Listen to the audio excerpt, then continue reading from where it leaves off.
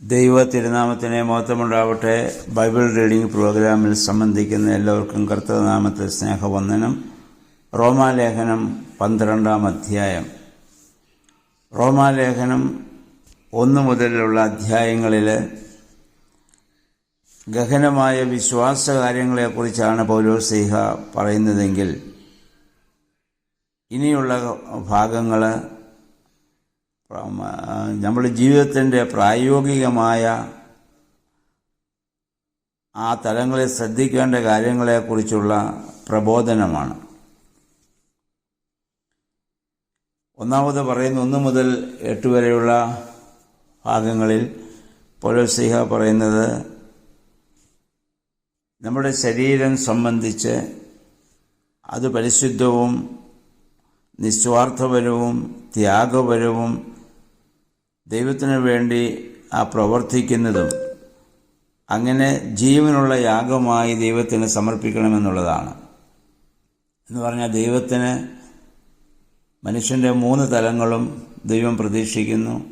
ശാരീരികവും മാനസികവും ആത്മീയവുമായ 3 തലങ്ങളും ദൈവത്തിന് പൂർണ്ണമായി നമ്മൾ സമർപ്പിക്കണം.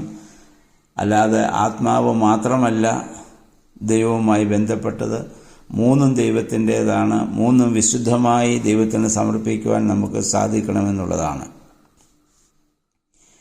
ഇപ്പോൾ ലോകഗതിക്കനുസരിച്ച് പ്രവർത്തിക്കാതെ രൂപാന്തരം പ്രാപിച്ചവരായി, മാനസാന്തരപ്പെട്ടവരായി, പുതുക്കം പ്രാപിച്ചവരായി ദൈവത്തിൻ്റെ ആ തിരുഹിതമറിഞ്ഞ് ജീവിക്കുന്നവരായി നമ്മൾ മാറണം. അപ്പോൾ ദൈവത്തിൻ്റെ തിരുഹിതം വിവേചിച്ചറിയണമെങ്കിൽ പരിശുദ്ധാത്മാവിൻ്റെ സഹായം നമുക്ക് ആവശ്യമാണ്. ഞാനെന്ന ഭാവം കൂടാതെ ആ വലിമ ഇതെന്നടിക്കാതെ വിനയത്തോടുള്ള പ്രവർത്തനമാണ് വേണ്ടത്. കാരണം ദൈവം ഫലമേൽപ്പിച്ച ജോലിയാണ് സഭയിൽ നമ്മൾ ചെയ്യുന്നത്. അല്ലെങ്കിൽ നമ്മുടെ സാമൂഹികപരമായ ജീവിതത്തിൽ മറ്റുള്ളവരോടുള്ള ആ ഇടപെടലുകൾ നമുക്ക് വേണ്ടത്. അപ്പം അങ്ങനെയുള്ളൊരു ജീവിതത്തെക്കുറിച്ച് അദ്ദേഹം ആവശ്യപ്പെടുന്നു. എന്നിട്ട് പറയുന്നത് യേശുക്രിസ്തുവിൻ്റെ സഭയിൽ, സമൂഹത്തിൽ ഒരു ശരീരത്തിൽ പ്രത്യേകം ചുമതലകളുള്ള പല അവയവങ്ങളുണ്ട്. എല്ലാ അവയവങ്ങളും ഒരു ജോലിയല്ല ചെയ്യുന്നത്. പക്ഷേ എല്ലാ അവയവങ്ങളും ആ തലയുമായുള്ള ബന്ധത്തിൽ സ്ഥിതി ചെയ്യുന്നു. വിശ്വാസികളും യേശുക്രിസ്തുവും തമ്മിലുള്ള ബന്ധം സൂചിപ്പിക്കുവാൻ പൗലോസ് പറഞ്ഞിട്ടുള്ളൊരു ഉദാഹരണമാണത്. ക്രിസ്തു തലയാണ്, സഭ ശരീരമാണ്, നമ്മളതിലെ വ്യത്യസ്തങ്ങളായ അവയവങ്ങളാണ്. 1 കൊരിന്ത്യർ 12-ാം അധ്യായത്തിൽ കുറേ കൂടി വിശദമായിട്ട് പൗലോസ് ഈ കാര്യവുമായി ബന്ധപ്പെട്ട് സംസാരിക്കുന്നുണ്ട്. ക്രിസ്തു തല, സഭ ശരീരം, നമ്മളതിലെ അവയവങ്ങൾ. നമുക്കറിയാം, ശരീരത്തിലെ അവയവങ്ങളെല്ലാം ശിരസ്സുമായുള്ള ബന്ധത്തിലാണ് സ്ഥിതി ചെയ്യുന്നത്. ആ ബന്ധം നഷ്ടപ്പെട്ടാൽ നമ്മൾ ആ അവയവം അവിടെ നിശ്ചലമാവുകയാണ്. അതാണ് സ്ട്രോക്ക് വരുമ്പോൾ നമുക്ക് സംഭവിക്കുന്നത് എന്തെന്ന് നമുക്കറിയാം. അപ്പം യേശുക്രിസ്തുവുമായുള്ള ബന്ധത്തിൽ നമ്മൾ നിലനിൽക്കുമ്പോൾ ഇടത് കൈക്കൊരു വേദന വന്നാൽ വലത് കൈ അവിടെ ഇടത് കൈയെ താങ്ങുകയും സഹായിക്കുകയും ശുശ്രൂഷിക്കുകയും ചെയ്യുന്നു. വലത് കൈക്ക് വന്നാൽ ഇടത് കൈ ഓരോ അവയവങ്ങളും മറ്റൊരു അവയവങ്ങളുമായുള്ള ബന്ധത്തിൽ അവയെ സംരക്ഷിക്കുകയും അതിനെ കരുതുകയും ചെയ്യുന്നത് പോലെ ക്രിസ്തുവിൽ ഒന്നായിരിക്കുന്ന നാം തമ്മിലുണ്ടായിരിക്കേണ്ട ആ സ്വഭാവത്തെക്കുറിച്ച്, ബന്ധത്തെക്കുറിച്ച്, കരുതലിനെക്കുറിച്ച് പൗലോസ്ലീഹ വളരെ വ്യക്തമായി ഇവിടെ പറയുന്നുണ്ട്. അപ്പോൾ ഓരോരുത്തർക്ക് ലഭിച്ചതായ കൃപയ്ക്ക് അനുസരണമായി ജീവിക്കുവാൻ നമുക്ക് ഉത്തരവാദിത്വമുണ്ട് എന്ന കാര്യം നമ്മൾ ഇത് മറക്കാൻ പാടില്ലാത്തതാണ്. അതുപോലെ മശീഹായിൽ നാം ഏക ശരീരമായതുപോലെ അവയവങ്ങൾ പരസ്പരം അവരുടെ ഓരോ അവയവത്തിനും ലഭിച്ചതായ ചുമതലകൾ അവരെ ആത്മാർത്ഥത്തോടുകൂടി അത് നിർവഹിക്കണം. ഇതിൽ ഏകദേശം 6 വിധ പരിശുദ്ധാത്മ വരങ്ങളെക്കുറിച്ച് അദ്ദേഹം പറയുന്നുണ്ട്. അത് ദൈവകൃപയ്ക്ക് അനുസരണമായിട്ട് നമുക്ക് ലഭിച്ചതാണ്. അവ ഓരോന്നും യഥായോഗ്യം നമ്മൾ കൈകാര്യം ചെയ്യണമെന്നുള്ളതാണ് 8 വരെയുള്ള വാക്യങ്ങളിൽ പറയുന്നതെങ്കിൽ 9 മുതൽ 22 വരെയുള്ള വാക്യങ്ങൾ ക്രിസ്തീയ സ്വഭാവം എന്തായിരിക്കണമെന്നും അതിൻ്റെ പ്രവർത്തന രീതി എന്താണെന്നും വളരെ വ്യക്തമായി അദ്ദേഹം ഇവിടെ ഓർമ്മപ്പെടുത്തുന്നുണ്ട്. 9 മുതൽ 22 വരെയുള്ള വാക്യങ്ങൾ, 9 മുതൽ 12 വരെയുള്ള വാക്യങ്ങളിൽ 10 കാര്യങ്ങൾ പറയുന്നു.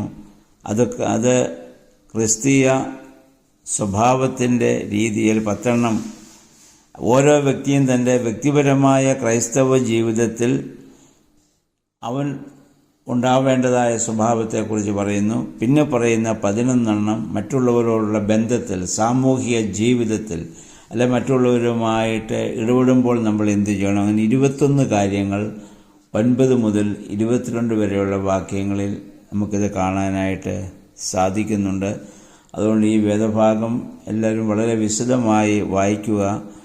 ഇത് വളരെ ശക്തമായ ഭാഷയിൽ പൗലോസ്ലീഹ നമ്മളോട് ആവശ്യപ്പെടുന്നു. വ്യക്തിപരമായി 1 നമുക്കുണ്ടാവേണ്ട സ്വഭാവം, 2 മറ്റുള്ളവരോടുള്ള നമ്മുടെ ഇടപെടൽ. ഇതാണ് പൗലോസ്ലീഹ ഇവിടെ ഓർമ്മപ്പെടുത്തുന്നത്. അതിൻ്റെ അവസാന ഭാഗത്ത് അദ്ദേഹം പറയുന്നു, നിങ്ങൾ പ്രതികാരം ചെയ്യത് അത് ദൈവത്തിന് അത് വിട്ടുകൊടുക്കുവിൻ. അത് പ്രതികാരം ദൈവം ചെയ്യുമെന്നുള്ള ആവർത്തന പുസ്തകം 32:35 അത് നമ്മൾ വായിക്കുന്നുണ്ട്. അങ്ങനെ നിങ്ങൾ പ്രതികാരം ചെയ്യാതിരുന്നാൽ, ആ ശത്രുവിനെ നിങ്ങൾ സ്നേഹിച്ചാൽ, അവന് വിശക്കുന്നെങ്കിൽ ഭക്ഷണം കൊടുത്താൽ, ദാഹിക്കുന്നവന് കുടിക്കാൻ കൊടുത്താൽ, ഇതുവഴി അവൻ്റെ ശിരസിൽ നിങ്ങൾ തീക്കനലുകൾ കൂട്ടും. അതിൻ്റെ അർത്ഥം അത് ശത്രുവിനെ നശിപ്പിക്കാനല്ല, അവൻ്റെ ആ ശത്രുതാ മനസ്ഥിതിയുടെ മേൽ അതിനെ നശിപ്പിക്കുവാൻ, അല്ലെങ്കിൽ അവൻ്റെ ശത്രുതയെക്കുറിച്ച് അവന് ലജ്ജാബോധമുണ്ടാക്കുവാൻ അത് കാരണമായി തീരും. ആ അഗ്നിയെക്കുറിച്ചാണ് പറയുന്നത്. ഇല്ലാതെ കൊണ്ട് അവനെ നശിക്കുന്ന അഗ്നിയെക്കുറിച്ചല്ല പറയുന്നത്. അവൻ്റെ ആ ശത്രുത മനോഭാവം നശിച്ചു പോകുവാൻ തക്കവണ്ണമുള്ള അഗ്നി. നമുക്കറിയാമോ, തിന്മ കൊണ്ട് നേരിടുന്നത് പകരത്തിന് പകരം ചെയ്യുക എന്നുള്ളത് മൃഗീയമായ സ്വഭാവമാണ്. നന്മയ്ക്കു പകരം നന്മ ചെയ്യുക എന്നുള്ളത് മനുഷ്യ സ്വഭാവമാണ്. എന്നാൽ നന്മ കൊണ്ട് തിന്മ, അല്ലെങ്കിൽ ആ തിന്മയെ കീഴടക്കുന്നത് ദിവ്യ സ്വഭാവമാണ്, ദൈവികമായ സ്വഭാവമാണ്. മനസ്സിലായല്ലോ? നന്മയ്ക്ക് പകരം നമ്മൾ തിന്മ ചെയ്താൽ അത് മൃഗീയ സ്വഭാവമാണ്. നന്മയ്ക്ക് പകരം നന്മ ചെയ്യുന്നത് മനുഷ്യ സ്വഭാവമാണ്. എന്നാൽ നന്മ കൊണ്ട് തിന്മയെ കീഴടക്കാൻ സാധിച്ചാൽ അതാണ് ദിവ്യമായ സ്വഭാവം, ദൈവികമായ സ്വഭാവം. ആ സ്വഭാവത്തിലേക്ക് നമ്മൾ വളരാനാണ് പൗലോസ്ലീഹ ആവശ്യപ്പെടുന്നത്. അപ്പം അതുകൊണ്ട് നമുക്ക് ആ ശത്രുവിനെ നമ്മൾ സ്നേഹിക്കുമ്പോൾ അവൻ്റെ തലയിൽ തീക്കനൽ കുന്നിക്കുമെന്ന് പറഞ്ഞാൽ അവൻ്റെ ആ ശത്രുതാ മനോഭാവത്തെ ഇല്ലാതാക്കാൻ അവനെ അത് പ്രേരിപ്പിക്കും. അവനും ഒരു പുതിയ സൃഷ്ടിയായി രൂപാന്തരപ്പെടാൻ അത് കാരണമായിട്ട് തീരും.